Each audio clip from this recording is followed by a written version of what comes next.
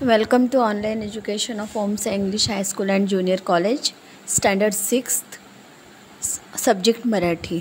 तर मुलांनो, आता आपण मराठीचा 14वा धडा बघणार आहोत, अप्पाजीची चातुर्य.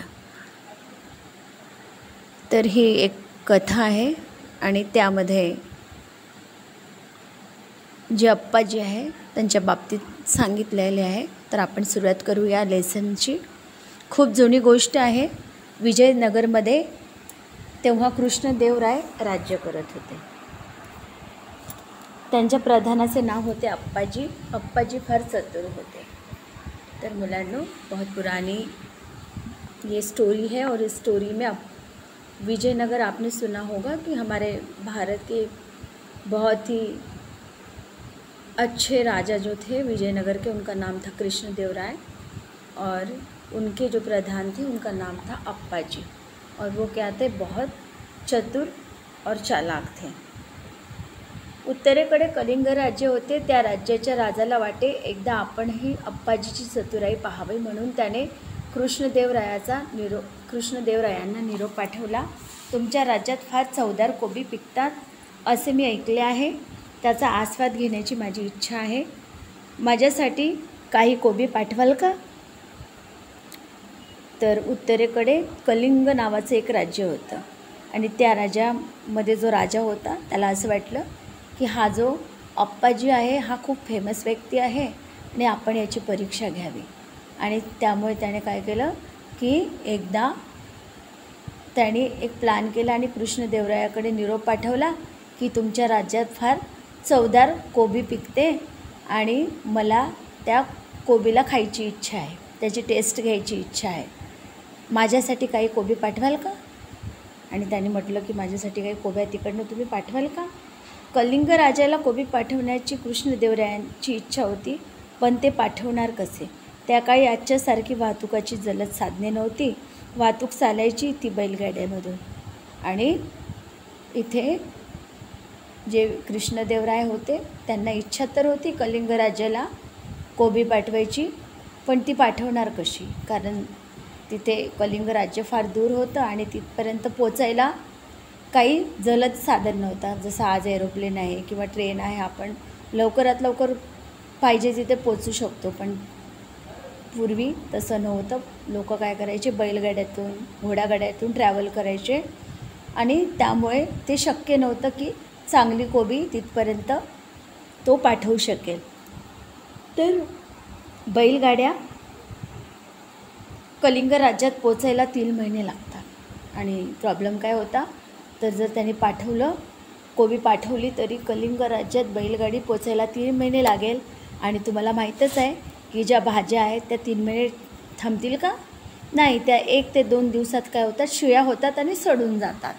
तर राज्यात पोचायला 3 महिने लागतात. आपण चांगली ताजी कोबी पाठवली तरी ती कलिंग राज्यात जाईपर्यंत कुजून जाईल असे राजाला वाटले. आणि राजाला काय वाटलं की जर आपण ताजी कोबी जरी पाठवली एकदा कलिंग राज्याला तरी ती कोबी तिथे जाईच तो ती कोबी राहणारच नाही, ती सडून जाईल पूर्ण. आणि आपली शंका त्याने अप्पाजीला सांगितली. त्या राजाला काही समजेना, म्हणून त्याने आपली शंका कोणाला सांगितली, तर अप्पाजी जे त्यांचे प्रधान होते त्यांना सांगितली. अप्पाजी म्हणाले, त्यात काय अवघड आहे? अप्पाजी क्या बोले, उसमें क्या कठिन है, नहीं सड़ेगी. मैं आइडिया बताता हूँ, एक आप उस तरह से वहाँ पे भेजो. एका बैलगाडीत गाडीवानाला बसण्यापुरती जागा सोडून बाकीच्या जागेत माती भरा, त्या मातीत कोबीचे बी पेरा. आणि अप्पाजीने काय सांगितलं, त्यांना अक्कल सांगितली की काय करायचं आहे तुम्हाला, एक बैलगाडी घ्या आणि बैलगाडीला पूर्णपणे मातीने भरून टाका. फक्त किती जागा सोडायची आहे, तर गाडीवान बसेल एवढीच जागा त्या बैलगाडीत सोडावी. आणि त्या मातीत कोबीचे बी पेरा. आणि त्या मातीत काय करायचं, कोबीचं बी पेरायचं. रोज कोबीच्या रोपांना पाणी देत पुढे जायला गाडीवाल्याला सांगा. गाडी कलिंग राज्यात पोचेपर्यंत कोबी तयार होईल.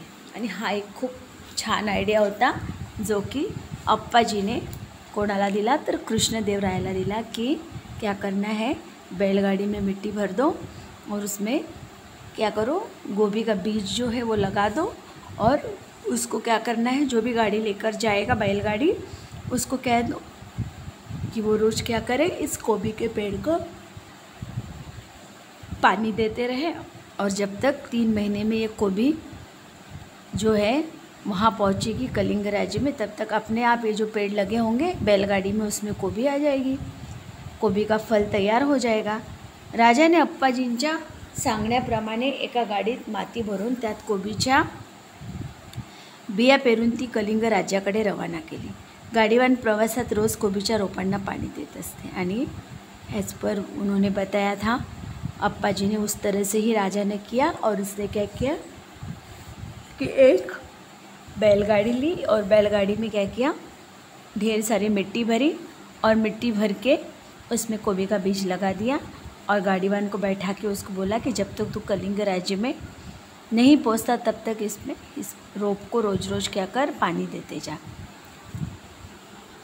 3 महिन्यात ती बैलगाडी कलिंग राज्यात पोचली। कलिंग राजाला ताजी गोबी मिळाली, त्याला आनंद वाटला आणि अप्पाजीचे कौतुक आहे। आणि आता अप्पाजीची जी परीक्षा घ्यायचे त्याने ठरवले होते, त्या परीक्षेत अप्पाजी काय झाले, पास झाले, आणि त्या कलिंग राजाला काय मिळाली, ताजी ताजी गोबीसुद्धा मिळाली। पण हा कलिंग राजा थांबला का नाही, त्याने अप्पाजीची आणखी एक परीक्षा घ्यावी असे कलिंग राजाला वाटले। त्याने एकसारख्या दिसणाऱ्या 3 मूर्त्या मागवल्या व म्हणाले, या 3ही मूर्ती दिसायला सारख्या असली तरी एक मूर्ती निकृष्ट आहे, दुसरी मध्यम दर्जाची आहे, आणि तिसरी उत्कृष्ट आहे। या सारख्या दिसणाऱ्या 3 मूर्तीमधील उत्कृष्ट कोणती ते मला सांगा। आणि त्याने काय केलं, अप्पाजीला बोलावलं आणि त्याच्यासमोर 3 स्टॅच्यू ठेवले, मूर्त्या ठेवल्या, आणि त्या 3ही दिसायला एकदम सारख्या दिसत होत्या। तरीही त्याने विचारलं, त्याने पहिले अप्पाजींना सांगितलं की बा या 3 प्रकारच्या मूर्त्या, एक काय आहे उत्कृष्ट आहे,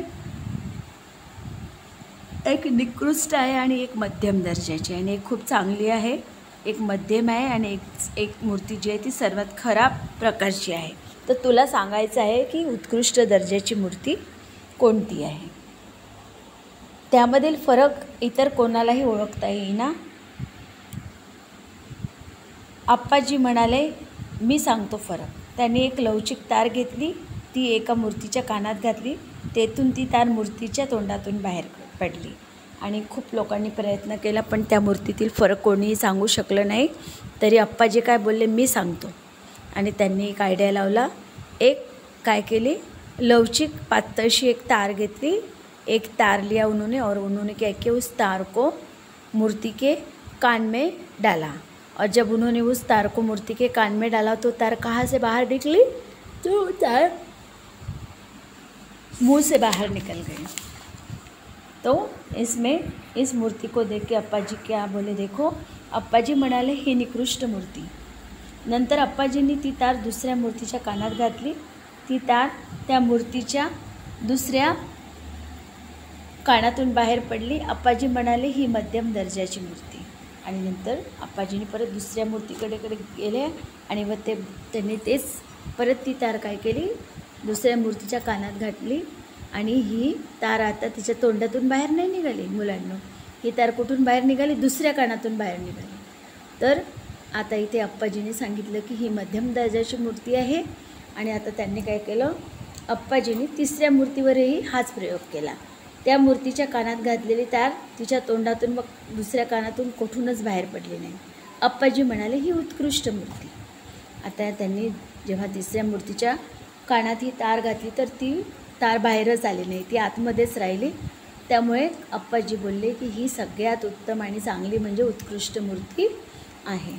अप्पाजींनी कलिंग राजाला त्याच्या प्रश्नाचे उत्तर दिले, आणि त्यांनी एक्सप्लेन पण केलं। बघा कसं केलं, आपण मागवलेल्या मूर्तीपैकी एका मूर्तीच्या कानात घातलेली तार तिच्या तोंडातून बाहेर पडली, ती निकृष्ट मूर्ती म्हणजे सगळ्यात खराब मूर्ती।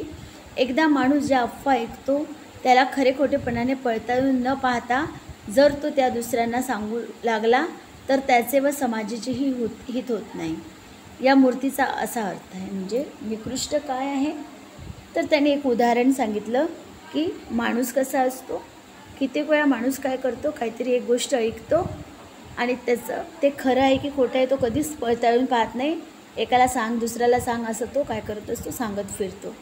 आणि त्यामुळे कसं होते की ही खराब गोष्टसुद्धा लोकांपर्यंत पोचते व त्यामुळे समाज जो आहे त्याचंही हित म्हणजे चांगलं होत नाही. हा या मूर्तीचा अर्थ आहे. त्यामुळे ही सगळ्यात खराब दर्जाची मूर्ती आहे, माणसाने असं करू नये.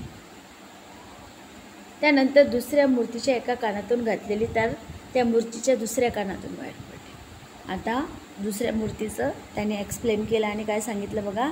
ही मध्यम दर्जाची मूर्ती आहे. एखाद्या माणसाने अफवा ऐकली आणि ती दुसऱ्या कानाने सोडून दिली तर त्या समाजाचे हितही होत नाही आणि नुकसानही होत नाही. कित्येक वेळा काय होतं, माणूस एका कानाने ऐकतो दुसऱ्या कानाने सोडून देतो आणि म्हणतो की मेको क्या करना है जाने दो. आणि यावेळेस कसं होतं की यावेळेस नुकसान कुणाचंही होत नाही आणि कुणाचा फायदासुद्धा होत नाही. त्यामुळे ही जी मूर्ती आहे ती कोणत्या दर्जाची होती तर ही मूर्ती म्हणजे मध्यम दर्जाची. आणि त्यानंतर तिसऱ्या मूर्तीबाबत सांगताना काय म्हणाले ते बघा. तिसऱ्या मूर्तीच्या कानात घातलेली तार तिथेच अडून राहिली.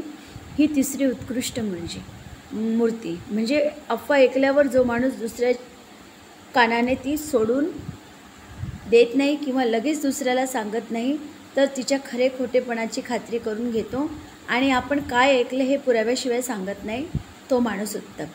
आणि हा तिसऱ्या मूर्तीचा अर्थ म्हणजे यहाँ पे जो अप्पा जी उन्होंने तीसरी मूर्ति के बारे में बताया कि दुनिया में ऐसे भी लोग हैं जो क्या करते हैं, कोई भी बात सुनते हैं तो क्या करते हैं, एक कान से सुन के दूसरे कान से छोड़ नहीं देते. उस बात को क्या करते हैं, पहले सच में उसकी सच्चाई जानने का कोशिश करते हैं और सच्चाई जानने के बाद अगर वो किसी को बताते भी हैं तो जब तक उनके पास कोई प्रमाण नहीं होता तब तक वो बात किसी को बताते नहीं हैं. तो इस प्रकार का जो व्यक्ति होता है या आदमी होता है वो उत्तम व्यक्ति होता है. तो त्याप्रमाणे हा जो माणूस आहे उत्तम आहे. म्हणजेच ही मूर्ती उत्तम गुण दाखवते माणसाचा, म्हणून ही मूर्ती काय आहे, सर्वात उत्कृष्ट मूर्ती आहे. याप्रमाणे त्याने काय केलं, अप्पाजीने तिन्ही मूर्तींचं विश्लेषण केलं. कलिंगच्या राजाला अप्पाजींचे उत्तर मिळाले. अप्पाजींनी ही तीनही मूर्त्यांचा दर्जा ओळखल्याने राजा संतुष्ट झाला. त्याने अप्पाजीचे व कृष्णदेवरायांचे अभिनंदन केले.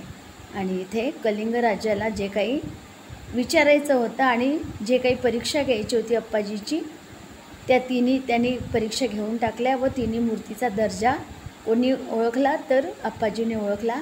त्यामुळे हा राजा जो आहे तो खुश झाला. संतुष्ट होणे म्हणजे खुश होणे, समाधान त्याला प्राप्त झाले की आपण जे काही अपेक्षित उत्तर होतं ते मिळालं. त्याने अप्पाजी व कृष्णदेवरायाचे काय केले, अभिनंदन केले. आणि याप्रमाणे हा जो लेसन आहे संपला आहे. आणि या लेसनचे लेखक कोण आहे, विलास गीते आहेत. तर मुलांनो, तुम्हाला हा लेसन समजला असेल असे मी गृहीत धरून चालते. पुढे आपण काय करूया, या लेसनचं स्वाध्याय पण सोडवूया आणि पुढे व्यवसाय पण सोडवताना भेटूया.